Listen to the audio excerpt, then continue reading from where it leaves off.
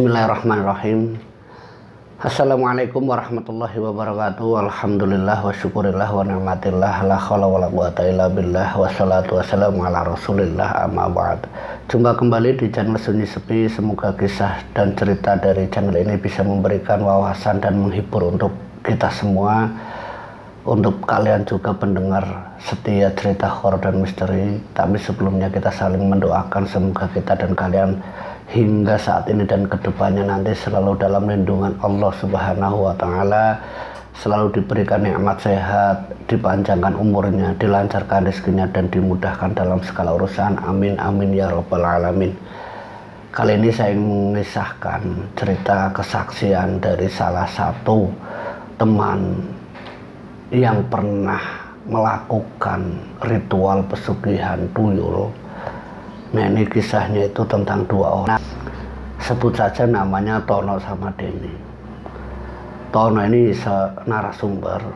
Ini hanya sebuah nama samaran. Tono ini menjadi saksi hidup tentang keluarganya Denny yang melakukan ritual pesugihan tuyul. Nah, awalnya Denny ini mengajak Tono untuk melakukan pesugihan. Ya karena masalah klasik, masalah ekonomi yang membuat Denny ini berpikir tentang kekayaan yang didapat itu dengan cara melakukan pesugihan. Salah satu alasan utama Denny, dia itu sudah terlalu lelah hidup bekerja sebagai kuli bangunan. Selama hampir 20 tahun dia bekerja, tidak merubah sedikit pun perekonomian keluarganya. Denny yang sudah punya 3 anak, sementara Tono ini masih punya 2 anak. Ini ketemu di salah satu tempat kerja, yaitu sebagai kuli bangunan. Denny itu ngeluh sama Tono. Ton, kamu gimana pekerjaan kamu? Kamu gimana dengan keluarga kamu? Ya saya gini-gini aja, masih sama. Tapi alhamdulillah lah, kata Tono.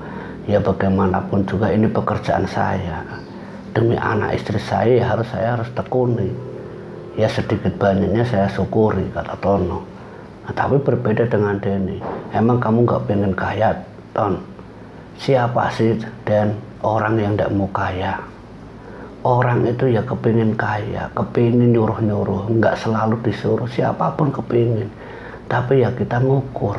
Saya, Denny, saya nyadar diri, saya sekolah aja nggak lulus. Kok mau jadi orang besar bagaimana? Saya pengetahuan saya ya cuman kayak gini. Lah mau jadi orang besar bagaimana? Saya sadar. Makanya saya berjuang kayak gini untuk apa ya? Untuk anak-anak saya. Ya agar jangan sampai kayak bapaknya kayak gini, Den. Kamu ngomongnya kayak orang bijak aja, Ton, kata Denny. Ya bukannya kayak gitu, Den. Ya soalnya ya saya ngomong realistis aja, ngomong apa adanya. Emang kamu mau kaya, Den? Tanya Tono. Dan ini jawab, iya Ton, saya pengen kaya. Nah, terus gimana? Emang kamu ada pekerjaan lain? Emang kamu punya usaha lain? Enggak, Ton, saya itu enggak punya usaha. Tapi saya dengar-dengar dapat informasi itu pesugihan. Kaget, Ton. Apa? Pesugihan? Weh, kamu ngomongnya jangan sembarangan. Itu pesugihan, itu sesat, itu musyrik. Udahlah, nggak usah ngomong kayak gitu. Disangkal sama Denny. Udahlah, nggak usah ngomong-ngomong sirik, ngomong musik, ngomong apaan. Saya udah capek kayak gini, Ton. Kamu tahu nggak? Saya itu capek miskin. Kamu tahu nggak? 3 anak saya itu kebutuhannya, bayarannya saya itu udah sehari nggak cukup. Asal kamu tahu, istri saya tiap hari itu ngomel-ngomel. Tiap hari bayaran yang seminggu sekali itu kadang harus ngutang dulu di warung. Ya kenapa? Ya karena bayarannya tidak cukup untuk kebutuhan sehari-hari. Ini sudah terlalu lama. Nah yang bikin saya kesel lagi, kata Denny, warung kios tempat istri saya itu belanja, itu kadang nagihnya itu bikin saya itu malu. Ya saya udah kerja, saya udah kasih uang belanja sama istri saya. Ya memang saya segini adanya. Pemilik kios itu nggak mau tahu. Dia itu selalu nagih setiap minggu. Sementara makan saja kadang saya bingung. Anak 3 itu ya harus dicukupi semua uang sakunya. Kadang anak-anak ada yang enggak pakai uang saku, ya karena apa? Ya pemilik kios itu demi ngelunasi seminggu setiap kali belanja yang kurang. Itu ya kadang bayaran 1 minggu ya buat nutup kios itu aja. Anak-anak yang jadi korban. Tono ngebayangin bagaimana hidupnya Den. Iya juga sih Den. Kamu sih masih mending Ton. Anak kamu 2, istri kamu di rumah bekerja. Setidaknya kamu bisa nabung, kamu bisa punya motor. Nah saya, istri saya diem di rumah, ngasuh ketiga anaknya, nggak ada pemasukan lain selain dari saya. Pokoknya saya Ton, asal kamu tahu Ton, saya tuh benar-benar udah capek. Kamu tahu 20 tahun saya itu jadi kuli bangunan. Semenjak saya nikah, anak-anak yang sudah gede, ada yang kecil. Tapi ya gini-gini aja. Saya ngebayangin anak saya yang udah gede, yang udah hampir SMA, motor aja ndak punya, setiap hari nebeng. Iya kalau temennya ngampiri, melihat keadaan saya, keadaan keluarganya miskin, teman-teman anak saya itu menghina. Teman-teman anak saya itu selalu ngajak, membuat apa? Ya mental anak saya, kata Den. Tono bingung. Bingungnya Tono harus bagaimana dia ngomong. Dia nggak bisa ngebayangin bagaimana kehidupannya Den. Terus gimana Den? Kata Tono. Emang kamu benar mau ke pesugihan? Iya Ton, pokoknya aku harus dapat pesugihan. Tapi pesugihan ini ndak pakai tumbal Ton. Emang ada pesugihan ndak pakai tumbal? Kata Tono nanya ke Denny. Ada. Saya dapat informasi pesugihan ini ndak ada tumbalnya, cuman mahar saja. Maksudnya gimana? Ya mahar aja, mahar buat beli pesugihan itu. Emang pesugihan apa sih? Penasaran Tono sama Denny. Memang pesugihan apa sih Den? Ini pesugihan. Emang pesugihan apa sih Den? Itu loh pesugihan. Ya udah gini aja lah. Kamu nanti kalau misalkan ingin tahu, nanti kalau pas kita libur, kamu ikut saya aja. Kamu ikut tempat di mana saya akan melakukan ritual pesugihan. Emang ada ritualnya? Ya udah pokoknya ikut aja. Nah singkat ceritanya, Tono sama Denny berangkat di satu tempat. Di situ memang rumah tua, rumah pendopo yang terbuat dari kayu. Tapi mereka itu enggak di situ. Dia di balik rumah tua. Di situ dia ketemu juru kunci. Itu ngobrol sama juru kunci. Denny ngungkapin, Mbah, ini Mbah maharnya. Diserahkan maharnya tersebut sama juru kunci. Setelah mahar itu diserahkan, singkat ceritanya Denny ini ritual. Dia ritual, itu ritualnya sendirian. Sementara Tono yang memang tidak melakukan ritual tersebut, hanya nganter. Dia itu ya nunggu di rumah juru kunci. Sementara Tono sama juru kunci itu berjalan di balik belakang rumah juru kunci. Nah kata Denny selesai ritual, karena memang tidak tahu di mana, dia itu cerita kalau dia itu ritual di salah satu gua. Dia itu melihat asap itu berubah seperti jadi anak kecil. Nah ritualnya pun aneh kata Denny. Ritualnya itu sesajinya itu banyaknya itu seperti mainan anak-anak. Ternyata pesugihan yang dilakukan Denny ini pesugihan tuyul. Setelah tahu, singkat ceritanya mereka pulang. Karena memang Tono tidak tahu bagaimana pantangannya, bagaimana caranya. Karena Tono ini tidak secara detail itu nanyakan seluruhan apa yang harus dilakukan Denny setelah melakukan ritual pesugihan tuyul itu. Nah, setelah beberapa minggu semenjak Denny ini ritual, apa yang menjadi kesibukan keseharian Denny yang saat itu juga masih menjadi kuli bangunan, setelah seminggunya itu dia tiba-tiba berhenti. Dia berhenti mengelola usaha berupa kios. Nah, Denny itu berpikir lagi tentang pesugihannya. Nah, Tono berpikir lagi tentang pesugihan Denny. Dan emang pesugihan kamu bisa sampai kayak gini, bisa cepat dapat modal, bisa jadi kios kayak gini. Nah, ini enaknya cepet jadi pesugihan. Saya sekarang udah jadi kuli bangunan. Kamu sih diajak nggak mau. Ya saya tahu pesugihan itu ya kayak gini, tapi ya jujur saya nggak mau lah. Terserah kamu aja. Lah terus gimana sih Den pesugihan tuyul itu? Ya saya ngomong sama istri saya, pokoknya selesai operasi kerja ya tuyulnya itu suruh disusui sama istri saya. Nah, singkat ceritanya sampai 1 tahun dia melakukan usaha. Singkatnya setelah 1 tahun Denny ini mengasuh tuyulnya, mengajak tuyulnya itu operasi, ya usahanya itu ya semuanya itu benar-benar sukses. Karena apa ya, uang yang didapat dari Denny itu hasil nyuri dari tuyulnya. Setiap kali Denny keluar dengan tangan yang melingkar ke belakang, itu tanda kalau Denny itu membawa anaknya, membawa tuyulnya untuk mencari uang. Bukan mencari, tapi mencuri uang. Nah, hasilnya ya memang luar biasa. Motor untuk anaknya bisa dibelikan, rumah kecil juga bisa direnovasi menjadi rumah yang lebih besar lagi. Itu 1 tahun. Tapi kondisi istrinya yang dilihat Tono itu berbeda seperti sebelum istrinya itu melakukan menyusui tuyul itu. Kondisi fisiknya yang secara jelas nyata dia itu gemuk, karena yang memang dasar fisiknya istrinya itu gemuk. Tapi dalam 1 tahun Tono itu melihat ada perubahan secara fisiknya, agak kurusan, mungkin turun beberapa kilo. Nah, kata Tono menyampaikan ke Denny, Den itu istri kamu kenapa? Ya enggak apa-apalah, ya namanya juga nyusuin ya kayak gitu. Emang nyusunya tiap hari?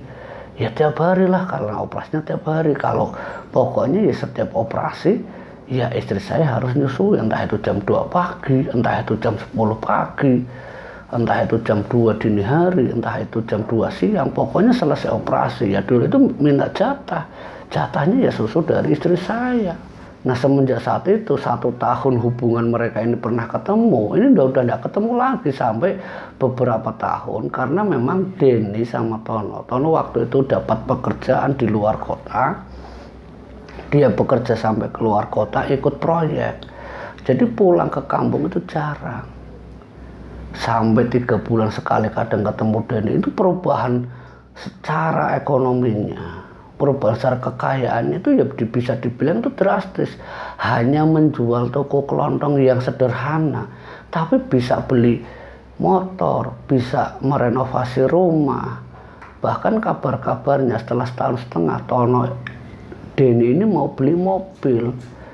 Kalau dipikir secara logika menurut Tono itu hasil kiosnya ndak mungkin bisa beli mobil. Nah, hanya gegar. Di kampung Tono sama Denny dia tinggal tuh geger kalau Denny ini melakukan pesugihan tuyul.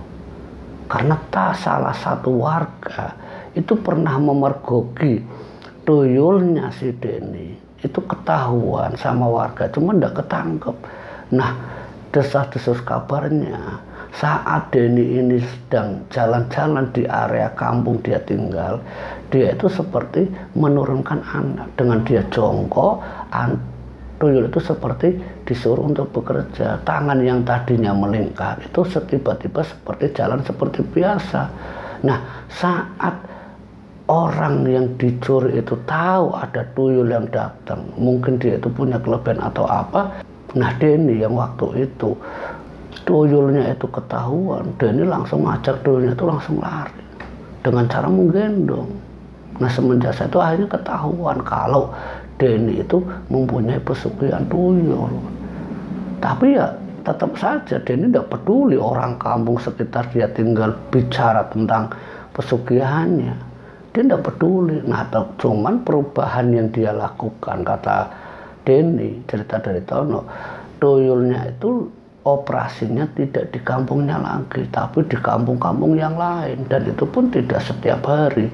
Seminggu itu ya seperti bekerja 3 kali dalam seminggu, tapi hasilnya itu memang luar biasa, karena ternyata tuyul yang dulu dimahari dengan mahar yang biasa, semenjak kesuksesannya dia datang lagi ke juru kunci ritual kembali dengan memahari mahar yang lebih besar, dengan cara mengembalikan tuyul yang lama, mendapatkan tuyul yang lebih hebat lagi. Hebat dalam apa ya? Dalam mencuri uang yang jumlahnya itu lebih banyak dari tuyul yang sebelumnya. Tapi dibalik hasil yang banyak, kondisi fisik istrinya itu ya jelas-jelas turun secara fisiknya, gemuknya, wajahnya itu sangat berubah, itu dalam 1,5 tahun. Singkat cerita sampai hampir 5 tahun Denny sama Tono ini memang dasarnya sahabat akrab, itu tahu kalau Denny memang melakukan pesugihan tuyul, kondisi fisiknya istrinya, kesehatan istrinya itu sangat-sangat berubah. Orang yang ukuran badannya itu gemuk, sekarang itu terlihat seperti kurus. Kata Tono menanyakan ke Denny, "Dan istri kamu kenapa? Kok sekarang kurusan kayak gitu? Bukannya kamu sekarang udah jadi orang kaya, harusnya kan enak, istri kamu itu harusnya lebih gemuk, kok tambah kurus, kenapa?" Ya mau gimana lagi, Ton? Istri saya kan harus nyusu tuyul itu. Ya kalau ndak dijatah, ya tuyulnya ngambek, ndak mau kerja.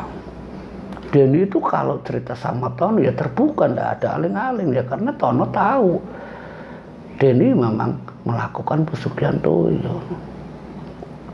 Kondisi istrinya yang semakin hari semakin kurus, sampai kondisi istrinya itu mengalami seperti sakit-sakitan. Nah, sakit yang diderita istrinya itu bukan sakit seperti orang yang biasanya, seperti kurang gizi atau sebagainya, itu bukan. Memang kondisi fisik istrinya itu ya sangat memprihatinkan. Orang yang dulunya gemuk, bobot beratnya sampai 80 kilo, setelah hampir 5 tahun lebih itu bisa turun itu 50%, ditimbang itu hanya 40 kilo. Sungguh sangat memprihatinkan, kata Tono. Nah, sakit yang dialami istrinya pun yang harus bolak-balik ke rumah sakit itu tidak memberikan efek yang baik untuk istrinya, karena diagnosis dokter ya cuman disuruh untuk jaga kesehatan, untuk disuruh makan yang enak-enak. Tapi ternyata di situ ada pantangan bagi pelaku pesugihan tuyul itu sendiri. Pantangannya apa? Tidak diizinkan makan makanan yang mengandung nyawa. Jadi selama ini Denny sama istrinya itu tidak memakan yang mengandung nyawa, entah itu daging, entah itu apapun, ya hanya makannya itu apa? Tahu tempe. Ya buat apa jadi orang kaya kalau kenyataannya makan makanannya ya seperti itu saja. Masih mending jadi orang yang dulu daripada melakukan pesugihan tapi kenyataannya makanannya ndak enak-enak. Denny pun sempat merasa kesel dengan pantangan itu, tapi dulu dia itu terlena. Dia mulai merasakan sesalnya. Ya karena kondisi istrinya yang tidak bisa membaik, karena gizi yang harus dimakan itu makanannya itu saja, tahu tempe, kangkung, tahu tempe, ya setiap hari cuman itu. Pokoknya tidak diperbolehkan makan yang bernyawa. Kalau misalkan dilarang atau pantangan itu dilakukan oleh keduanya, entah itu istrinya Denny ataupun Denny, itu berakibat fatal, yaitu apa? Pesugihannya itu tidak akan bekerja seperti biasanya, bahkan bisa jadi akan menimbulkan petaka bagi Denny dan istrinya. Nah sampai akhirnya apa? Karena melihat kondisi istrinya yang semakin hari, berminggu-minggu, berbulan-bulan dirawat, tidak ada kunjung membaik, tidak ada kabar membaiknya kondisi istrinya, sementara kondisi tubuhnya yang semakin menyedihkan, yang hanya bisa terbaring di kamar. Anjuran dokter untuk memberikan gizi untuk istrinya akhirnya dilanggar pantangan itu. Asupan gizi berupa sate, berupa ayam, berupa apapun yang mengandung unsur nyawa, itu hanya diberikan untuk istrinya. Pantangan itu hanya terjadi.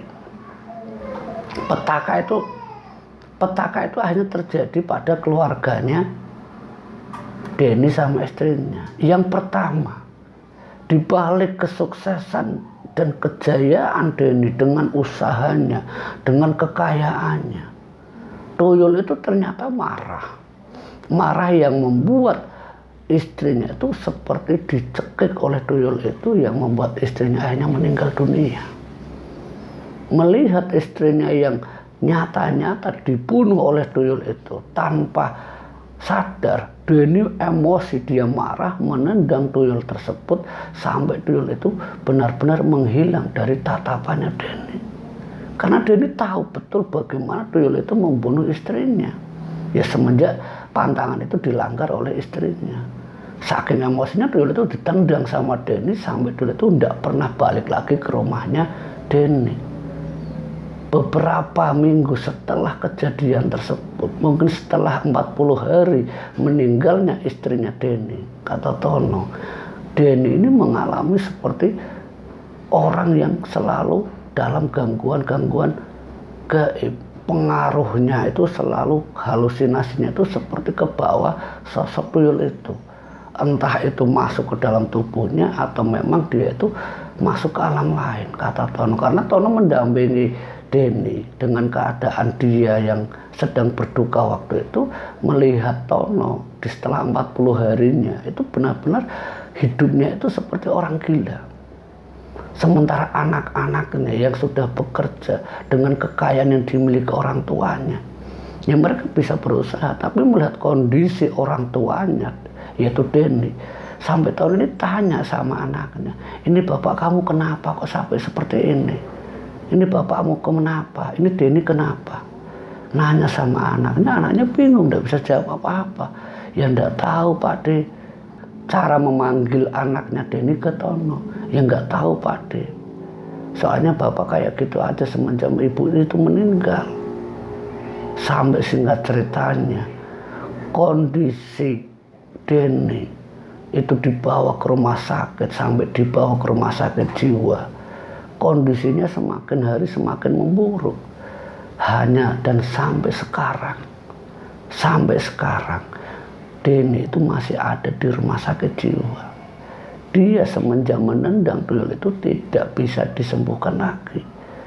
Setiap kali anaknya menjenguk, dia melihat kondisi ayahnya yaitu Denny, ya hanya bisa menangisi, meratapi. Dari kisah ini kita bisa ambil hikmah dan pelajaran bagaimana orang yang melakukan pesugihan. Mungkin awalnya tidak ada tumbal, tapi ketika pantangan itu dilanggar, istrinya meninggal dunia. Awalnya tidak ada pantangan, tapi secara fisiknya tidak ada manfaat. Pantangan yang pertama yang membuat kondisi hidupnya Denny dan istrinya, kekayaan, uang yang melimpah, kenyataannya dia tidak bisa makan enak, untuk apa? Semoga kisah ini memberikan wawasan untuk kita semua agar kita selalu dijauhkan dari godaan-godaan setan dan iblis, agar bagaimanapun keadaan kita, sesulit apapun, jangan sampai kita masuk ke dalam lingkup lingkaran-lingkaran iblis yang menjerat untuk kita melakukan pesugihan. Semoga kisah ini bermanfaat dan menghibur untuk kalian semua. Akhir kata, wallahu muwaffiq ila aqwamit thoriq. Wassalamualaikum warahmatullahi wabarakatuh.